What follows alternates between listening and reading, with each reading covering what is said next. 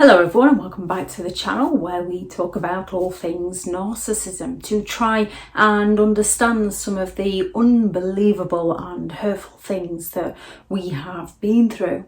This video is going to be about when a narcissistic person turns people against their exes in order to save their own skin. Narcissistic people are looking to come out superior, come out on top, and they're not. They lack the empathy to care for who they hurt in the process. They're just looking to get their needs met. Now, some narcissistic people will happily keep some of their exes on side and will happily go back to those exes as and when is required by the narcissist when they're looking for supply. However, when a narcissist has an ex that stands up for themselves, stands their ground, will no longer put up with the narcissist's unbelievable behaviour, creates those boundaries, tries to separate themselves from a narcissistic person, it can seem like all hell breaks loose because narcissistic people do not like losing control. And by you simply standing up for yourself or creating a new life for yourself, doing the things that you enjoy, moving on, offends a narcissistic person greatly. And they are looking not only to save their own skin, but also to take you down in the process. They don't want to be called out for their behaviour. They want to cover up their behaviour. So more often than not, they are going to tell numerous lies about their exes in their smear campaign against their exes in order to protect themselves. Now, they might spread rumours, they might tell lies, they might come at people with the exaggerated stories, they might provoke people into reacting so that they can use half-truths which come across as much more believable. They're going to do all they can to keep their toxic behaviour hidden from society while blaming everything on their ex so that they can gain sympathetic attention, thus gain supply from others to make themselves feel better that they've lost control over their ex. So if you're an ex of a narcissistic person that has broken free, stood your ground, they are going to go all out to discredit your credibility so that they can protect their own. They're going to go all out to make you look like you're the bitter and the crazy and the jealous and the obsessed one. They're going to play so many different mind games, such as keeping a hold of your belongings so that you have to get in touch with them, and then they can tell people that you're obsessed with them. They're going to provoke that anger and resentment within you so that when you react to them, they can tell everybody, look what I had to put up with. Look at what an angry person my ex is. Look at how horrible my ex treats me. As they fail to provide the whole story. They fail to provide the lead up to events and how they've provoked you in a way to gain that reaction from you. So most genuine people that come away from a narcissistic relationship, most genuine people who come away, blame themselves, question themselves, doubt themselves, try to work out what they could have done better, try to protect the narcissist to some extent. Narcissistic people look to protect themselves, blame the other person, shame the other person, discredit the other person, hurt the other person. Now, as we can go through a stage of grief, people can go through a stage of revenge. So it is tricky trying to work out who is who. The repeat pattern of behaviour shows us exactly what kind of person somebody is. Narcissistic people don't tend to go, oh, was it me? Perhaps I need to change. They just change the lies they tell and the people that they are around. When someone has been emotionally manipulated to such an extent, they can look like the crazy one, while the narcissistic person looks cool, calm and collected. Yet, when someone has worked on themselves, they can then look like the cool, calm and collected one. And because the narcissist is no longer getting the reactions they believe they're entitled to, they can then rage and look like the one that's going crazy. So there's no hard and fast rules to this. And we are all capable of behaving in narcissistic ways. It's just narcissistic people often aren't capable of being aware of their own behaviour. They are more than capable of blaming everybody else for their behaviour. So when it comes to a narcissist who wants to turn everyone against their ex, one of their smear campaigns is where they will go along playing the hero of how much they tried to help the ex, how much they did for the ex. The ex has often been left in a state of depression, in the depression stage of grief. They might be reaching for the bottle to help them through. They might not be able to get out of bed. So when a narcissistic person is telling somebody that they did the best to help somebody who's depressed and that person is looking depressed, the narcissistic person's story is rather believable. And when they say they cannot help them, there's nothing they can do for them, it looks believable. Therefore, the narcissist gets all the sympathetic attention, while the person that they've driven into depression is left struggling and fighting to get themselves back on track.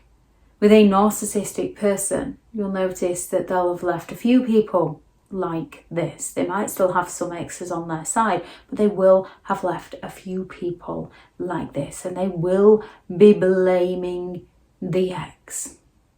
Or they could be playing the victim of how the ex stole everything from them, how they had to leave their home, how they're no longer allowed to see their children. And as this can happen, as a narcissistic person can take everything from a survivor, again, it's difficult to sort of work out which one is telling the truth. The one who takes responsibility for their behaviour is usually the one who is telling the truth. More often than not, a narcissistic person will move into somebody else's home and try to take it off them. And if they don't succeed in taking it off them and they have to leave, they blame the person whose home they moved into for leaving them homeless, rather than taking the responsibility for themselves. Or they will get the other person, the narcissist will get the other person to give up absolutely everything. Their homes, their careers, and get them to move in with the narcissist. And once they've got that person to give up everything, they discard them.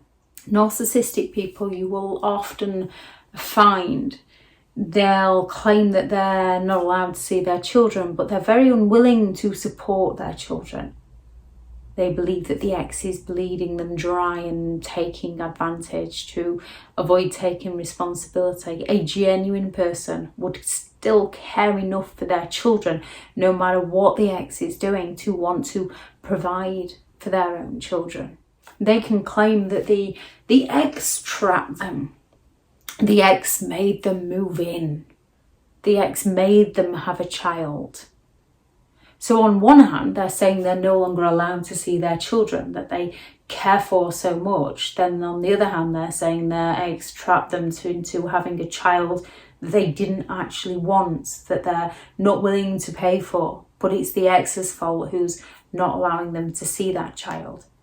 They failed to turn up on time for that child, yet it's the ex's fault. They mess with the child's mind, yet it's the ex's fault. So A narcissist will smear the ex by claiming that the ex trapped them, which is difficult to tell because it's usually precisely what a narcissistic person did. They're telling the truth, but the other way around. A narcissistic person will go all out in the love bombing to create that illusion, that false belief of togetherness, and then they will go on about how much they desperately want a child with that person and how much they desperately want a child, and the ex will have given the narcissistic person a child, and then the narcissist walks away from the child and then blames the ex for not allowing them to see the child. Or they can smear an ex by claiming that the ex's behaviour changed towards them. Again, a half-truth, as the narcissistic person's behaviour changes towards the ex. Once they've got the ex where they wanted them, the narcissist then changes and begins to devalue and disengage. Therefore, the person they were love bombing might no longer be giving them the appreciation that the narcissist once got, because there's nothing to appreciate because the narcissist is devaluing and disengaging from them. So their behaviour could very well change towards the narcissistic person. However, it's a knock-on effect from the narcissist behaviour changing towards their ex. Or they could have changed by recognising the person that they were with and no longer giving them the supply that the narcissist required. So they've taken offence that the ex is no longer giving them the adoration and the attention and the support that the narcissist believes they're entitled to. When you're with somebody like this, you have to take things slow and get to know them for who they are as a person, because you'll see that change in behaviour, and you'll also notice they don't take responsibility for it. They blame other people. Meanwhile, the ex is doing their best to move on with their life. Or the narcissist can turn around and claim that the ex was abusive towards them, and they will often be telling everything that the narcissistic person did to the ex, only they're twisting it the other way around, claiming the ex did it to the narcissist. This is one of those where it's not until you're further into the relationship that the behaviour they describe the ex as once treating them as, they suddenly start treating you like that. That behaviour starts happening towards you, and it's not a case of they've picked up some narcissistic fleas. It's a case of they were the abusive one, and it's a pattern of behaviour, and the ex is crazy, bitter, jealous, obsessed, and stalks them, which often a narcissist will leave without giving any closure. So the ex might be looking for answers. The ex might try to warn you, to which a narcissist will have sold themselves as being the best thing since sliced bread and how amazing they are and how helpful they are towards you, and they will be love bombing you and being helpful towards you, so that you can't see when that ex comes along. They're going to warn that the ex is going to try and split you up, to create that competition between you and the ex, to make the ex look like they're obsessed, to make the ex look like they are jealous. The ex might be trauma bonded, so there might be a partial truth within that. However, the narcissist is going to play that to their advantage by smearing the ex. So if you're entering a new relationship and somebody is telling you these things, you just need to take things slow and get to know people for who they are and not who they sell themselves to be. Recognise whether they are willing to take responsibility for any of their behaviour, or whether they are very woe is me and everything is everybody else's fault, because you cannot help anybody who does not take responsibility for their own behaviour. It's not going to happen. You cannot help them.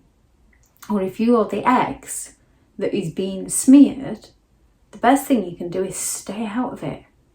Focus on your life, focus on you, focus on your goals, focus on your dreams, focus on your future, focus on your career, focus on your children, focus on whatever it is you have got going for you, or focus on creating something for you and stay out of the smear campaign, because when you're not playing a part in it, when you're not fanning the flames die down a lot quicker. Gather any evidence that you need to, in case you do have to take matters further.